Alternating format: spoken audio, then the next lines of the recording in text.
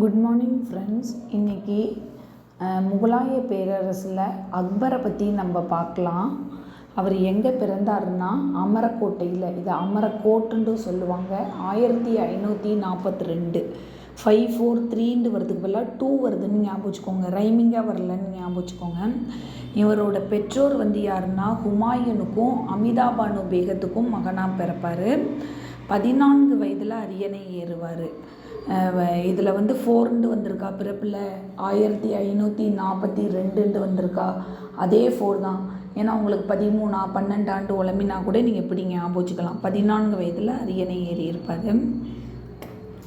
பாதுகாவலர் யாருன்னா, இவர் சின்ன பையனாக இருக்கிறதுனால இவருக்கு பாதுகாவலர் பைராம் கானை நியமிச்சிருப்பார் ஹுமாயூன். அந்த பாதுகாவலர் பைராம் கானை மெக்காவுக்கு புனித பயணம் போயிட்டு வான்னு சொல்லிட்டு அக்பர் அனுப்புவார்.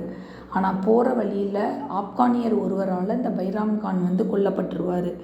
அவரோட பையன்தான் அப்துல் ரஹீம். ஏன்னா அப்பா இறந்தோடனே உங்கள் குடும்பத்தை பார்க்க வேண்டிய கட்டாயம் இருக்கும்ல. பைராம் கான் இறந்துட்டாருன்னா அதனால் அந்த அப்துல் ரஹீமுக்கு கானி கான் அப்படிங்கிற ஒரு பட்டத்தை கொடுத்து தன்னோட அவையிலேயே வச்சுருப்பார். அப்புறம் இதே அக்பர் தான் ஜிசியா வரியை ஒழிச்சிருப்பார். அவர் பிறந்து நேர 20வது வயசில், ஏன்னா 1542 பிறந்திருப்பார், 1562 ஜிசியா வரியானால் ஈஸியாக ஞாபகம் வச்சுக்கலாம். 20வது வயசில் ஜிசியா வரியை ஒழிச்சாருன்னு ஞாபகம் வச்சிங்கன்னா நீங்கள் பிறப்பை மட்டும் ஞாபகம் வச்சாலே போதும். அடிமை முறை, உடன்கட்டை ஏறுதல், இந்த சதி ஒழிப்பெல்லாம் இவர் ரொம்ப இம்பார்ட்டன்ஸ் கொடுத்துருப்பார். சதி ஏறுதலை எதிர்த்திருப்பார். அடிமை முறை, உடன்கட்டை ஏறுதல்லாம். பெண்ணோட திருமண வயது 14 ஆணோட திருமண வயது 18 இவர் தீர்மானிச்சிருப்பார். அதே மாதிரி மணப்பெண்ணுக்கு திருமணம் பண்ணுறதுக்கு முன்னக்கூட்டி மணப்பெண் மணமகள் இவங்களோட அனுமதி வேணும் அப்படின்னு சொல்லிட்டும் இவர் சொல்லியிருப்பார். ஈபாதத் கானா அப்படிங்கிற தொழுகை இல்லத்தை கட்டியிருப்பார். எப்போனா 1575 ஞாபகம் வச்சுக்கோங்க. தொழுகை பண்ண வர்றவங்க எல்லாரும் 15 வயசு சிறுவனாகவும் இருப்பாங்க, 75 வயசு முதியவர்களாகவும் இருக்கலாம். அப்போ தொழுகை இல்லம். ஈபாதத் கானா தொழுகை இல்லம், 15 வயசு சிறுவன், 75 வயசு கிழவங்கன்னு ஞாபகம் வச்சுக்கோங்க. ஈபாதத் கானா என்ன அப்படின்னா, ஒவ்வொரு மதத்துலேயும் இருக்கிற நல்ல கூறுகளை எடுத்து அவர் ஆராய்வார். அந்த இதுக்கு பேர் தான் ஈபாதத் கானாங்கிற ஒரு இல்லம், தொழுகை இல்லம்.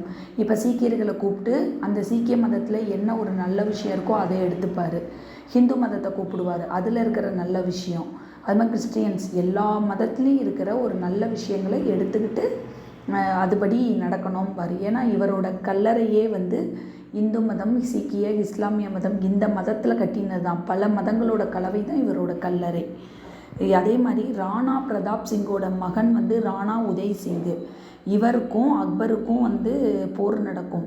ஹால்டிகாட் போர் எப்போனா 1576. தொழுகை இல்லம் 1575 சொன்னேன்னா அதுக்கு அடுத்த வருஷம் ஹால்டிகாட் போர். ஹால்டிகாட் போர் 1576. இதில் ராணா உதய் சிங் சேத்தக் அப்படிங்கிற ஒரு குதிரையில் தப்பி ஓடிடுவார். அதனால் இவர் கூட குஜராத்தில் என்கிட்டயே இவர் ரொம்ப ஒரு சாதுரியமாக தப்பி போனதுனால இவரை புகழறதுக்காக குஜராத்தில் ஒரு இடத்துல இவரோட குதிரை மேலே இவர் உட்காந்துருக்கிற மாதிரியே அக்பர் ஒரு சிலை இது பண்ணியிருப்பார், அவரை மோட்டிவேட் பண்ணி. அப்போ ராணா பிரதாப் சிங்கோட மகன் ராணா உதய் சிங். உதய் சிங்குக்கும் அக்பருக்கும் தான் நடக்கும். அவர் அந்த போருக்கு பேர் ஹால்டிகாட் போர். அதில் உதய் சிங் சேத்தக்குங்கிற குதிரையில் தப்பி போயிடுவார். பாருங்களேன் உங்களுக்கு. ஓகே, சேத்தக்குங்க குதிரையில் தப்பி போயிடுவார். அடுத்து தீன் இலாகினா தெய்வீக மதம் 1582 தொடங்கியிருப்பார். புலந்தர் வாசாங்கிற ஒரு நுழைவு வாயிலுக்குள்ளே பதேக்பூர் சிக்ரிங்கிற ஒரு நகரத்தை அமைச்சிருப்பார். அப்போ எது நுழைவு வாயில் எது நகரம்னு உங்களுக்கு தெரியணும். ஃபஸ்ட்டு புலந்தர் வாசா, அப்புறம் தான் பதேக்பூர் சிக்ரி. என்றைக்குமே பார்க்க அப்புறம் பூ வருமா, இல்லை ரிவர்ஸில் ஞாபகம் வச்சுக்கோங்க. புலந்தர் வாசா, அதுக்குள்ளே தான் பதேக்பூர் சிக்ரி. மன்சப்தாரி முறையை அறிமுகப்படுத்துவார். மன்சப்தார்னால் என்னென்னா, அவங்களோட குதிரைகளோட எண்ணிக்கையை வச்சு பண்ணுறது தான். இது பரம்பரை உரிமை கிடையாது. பரம்பரை உரிமைனா என்ன? இப்போ நீங்கள் குதிரை வீரராக இருக்கீங்கன்னா உங்களோட காலத்துக்கு அப்புறம் உங்கள் பையனுக்கு இந்த போஸ்டிங்கை கொடுக்கணுங்கிற அவசியம் கிடையாது. அதனால் மன்சப்தாரில் சாட்னா வீரர்கள்னும் சவார்னா குதிரைகளோட எண்ணிக்கை. சாட்னா எவ்வளோ வீரர்கள், சவார்னா எத்தனை குதிரைகள் வச்சுருக்காங்கங்கிறது தான் மன்சப்தார் முறை. இதே மாதிரி மன்சப்தார் முறையை சிவாஜி ஒரு பர்சனுக்கு கொடுத்துருப்பாரு. அது யாருன்னு தெரிஞ்சால் எனக்கு கமெண்ட் பண்ணுங்கள். 1556 நவம்பர் 5 2ஆம் பானிபட் போர் அக்பருக்கும் ஹெமுக்கும் நடக்கும். எப்படி 1576 யாருக்கு உதய் சிங்குக்கும் அக்பருக்கும் ஹால் டிக்கெட் போர் நடக்கும், அது இதுலேருந்து 20 வருஷம் கழிச்சு. அதே மாதிரி ஹெமுக்கும் இவருக்கும் நடக்கும். இதில் பைராம் கான் தான் இவருக்கு ஹெல்ப் பண்ணுவார், அக்பரோட பாதுகாவலர் பைராம் கான். இதில் அவர் விட்ட ஒரு அம்பு ஹெமுவோட கண்ணை துளைச்சி அவர் அந்த இடத்துலையே இறந்துருவார். அப்போ இதுலேயும் அக்பர் தான் வின் பண்ணுவார். கப்பலின் ஒட்டகம் அப்படிங்கிற அறிவியல் தொழில்நுட்பத்தை பயன்படுத்தியவர் இவர் தான். இது குரூப் 1ல் கேட்ட கொஸ்டின்.